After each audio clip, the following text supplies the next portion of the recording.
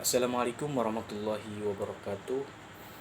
Kembali lagi kita di mata pelajaran sosiologi kelas 12 IPA.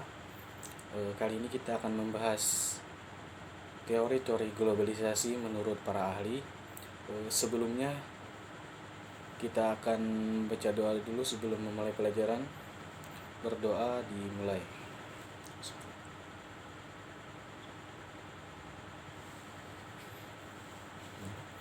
Nah, jadi untuk teori-teori globalisasi menurut para ahli itu ada 3 tokoh yang mudah kita pahami ataupun saya masukkan di dalam PPT tersebut. Untuk tokoh yang pertama yaitu Coach Rani dan Payne. Dia mengemukakan pemikiran globalisasi, percaya bahwa globalisasi hanyalah sebuah kenyataan yang memiliki konsekuensi terhadap konkret berjalannya orang atau lembaga di seluruh dunia. Pemikiran yang kedua yaitu tradisionalis, percaya bahwa globalisasi hanyalah sebuah mitos dan jikapun benar apa adanya, fenomena tersebut hanya dibesar-besarkan.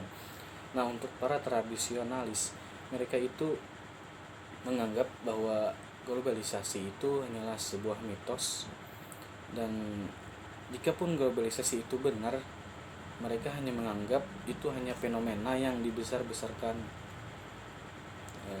Pemikiran selanjutnya yaitu para transformalis berada di antara globalisasi dan tradisionalis.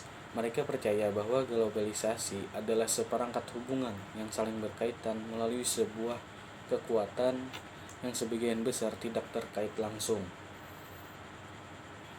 Lanjut ke tokoh selanjutnya yaitu Thomas Friedman. Nah, dia menganggap globalisasi tidak dihindari dan tidak akan menguntungkan. Nah, jadi globalisasi itu tidak bisa kita hindari dan itu tidak dan akan menguntungkan kita. Nah, jadi globalisasi itu tidak bisa kita hindari menurut dia, dan globalisasi itu akan menguntungkan bagi kita. Pemikiran Friedman ini termasuk dalam teori neoliberalisme, yang mana teori neoliberalisme ini memandang globalisasi itu sebagai proses liberalisasi di mana setiap negara berpeluang untuk memperoleh keuntungan apabila mampu bersaing di pasar global. Jadi menurut Thomas Friedman ini, globalisasi itu bagaimana kita menyikapi, bagaimana kita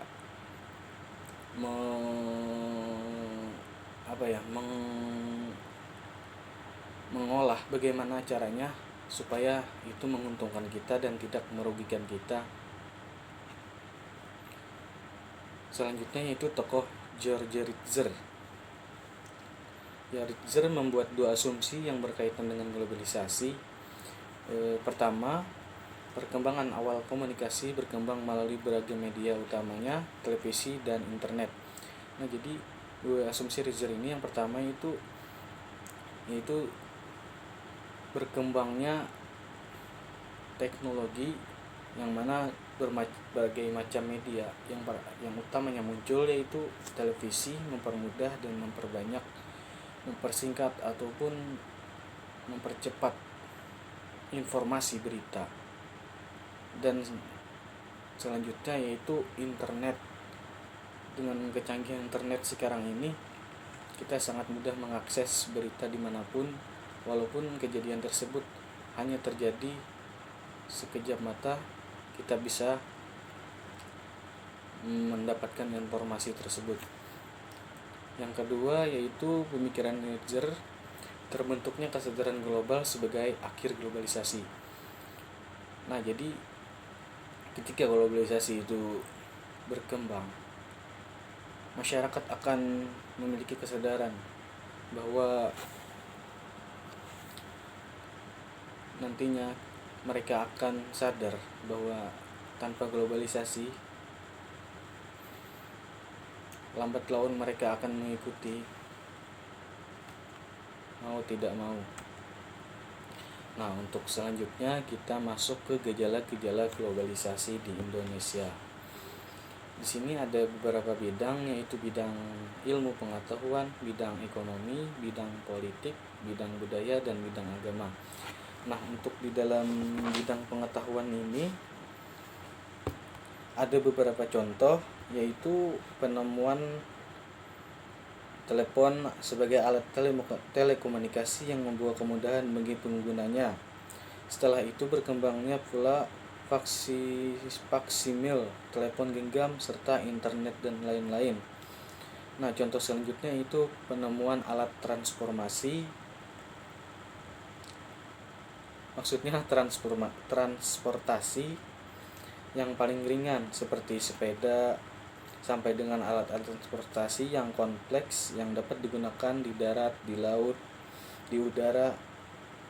Penemuan ini sangat bermanfaat bagi masyarakat, yang mana di Indonesia ini terdapat banyak beberapa pulau. Apalagi ketika sudah ada pesawat di Indonesia, sangat mudah kita mengakses untuk ke pulau manapun di Indonesia yang susah dijangkau. Untuk contoh selanjutnya, biar kalian paham, penemuan peralatan kantor seperti mesin tik sampai dengan komputer yang dapat membantu menyimpan dan mengolah data. Penemuan ini selanjutnya berkembang pada penemuan yang lebih canggih, yaitu jaringan internet. Selanjutnya kita masuk ke bidang ekonomi, yang mana globalisasi ekonomi itu meningkatnya saling ketergantungan ekonomi negara-negara di dunia.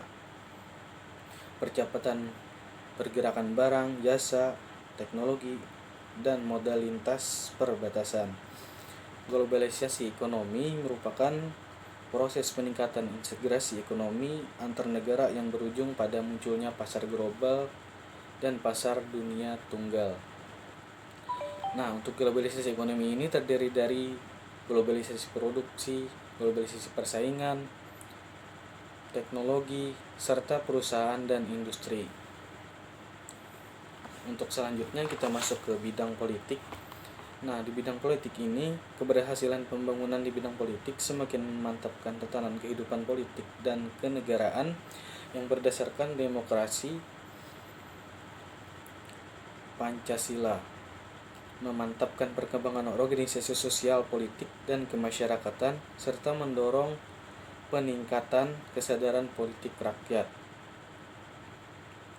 Nah, pada masa reformasi, berupaya untuk melaksanakan demokrasi yang sesungguhnya. Munculnya berbagai partai politik dan cita-citanya masing merupakan ciri tumbuhnya demokrasi di Indonesia. Nah, untuk selanjutnya kita masuk ke bidang budaya. Globalisasi bidang budaya telah meningkatkan kontak lintas budaya, peningkatan interaksi kultural melalui perkembangan media massa, terutamanya yaitu televisi, film, musik, dan transmisi berita internasional. Saat ini kita dapat merasakan hasil gagasan dan pengalaman baru mengenai hal-hal yang melintasi keberagaman budaya, misalnya bidang fashion, cara berpakaian, literatur, dan makanan. Nah, selanjutnya kita masuk di bidang agama. Globalisasi bidang agama ini lebih terfokus pada aplikasi ajaran agama dalam konteks kekinian tanpa melanggar atau menabrak akidah-akidah agama. Globalisasi itu juga memicu penganut agama untuk memahami dan menghargai penganut agama yang harmonis dalam masyarakat. Globalisasi di bidang agama juga merupakan imbas dari globalisasi yang menyangkut sarana dan prasarana keagamaan. Arus komunikasi dan informasi antar umat beragama maupun antar umat beragama yang berbeda kian luas dan terbuka. Hal ini berdampak pada kurangnya rasa saling curiga di antara mereka. Jadi keadaan ini dapat menghambat konflik dan juga mempercepat kehidupan yang aman dan nyaman. Oke, untuk selanjutnya kita masuk ke pengertian komunitas. Nah, menurut Kamus Besar Bahasa Indonesia, komunitas ataupun community adalah kelompok organisme, orang dan sebagainya yang mana hidup saling berinteraksi di daerah tertentu. Masyarakat paguyuban, istilah community juga diistilahkan sebagai masyarakat setempat ataupun masyarakat setempat ini menunjukkan pada sebuah desa, kota, suku, dan bangsa. Nah, menurut MacIver dalam Mansur Khalil 1987, community atau komunitas bisa juga diistilahkan sebagai persekutuan hidup atau paguyuban dan dimaknai sebagai suatu daerah masyarakat yang ditandai dengan berbagai tingkatan dan pertalian kelompok sosial satu sama lain. Nah, keberadaan komunitas ini biasanya didasari oleh lokalitas dan perasaan komunitas ataupun community sentiment. Nah, untuk lokalitas atau tempat tinggal pasti dimiliki oleh suatu masyarakat setempat. Masyarakat setempat yang memiliki tempat tinggal secara tetap biasanya memiliki ikatan solidaritas sosial yang kuat. Hal ini merupakan pengaruh kesatuan tempat tinggalnya secara umum. Masyarakat setempat berfungsi sebagai ukuran untuk menggarisbawahi hubungan antara hubungan sosial dan wilayah geografis tertentu. Meskipun demikian, tempat tinggal saja tidak cukup untuk membentuk masyarakat setempat, namun dibutuhkan suatu perasaan untuk komunitas.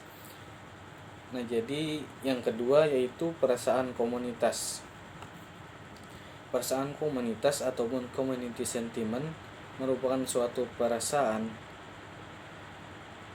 di antara anggota bahwa saling memerlukan ataupun tanah yang mereka tinggali memberikan kehidupan kepada semuanya.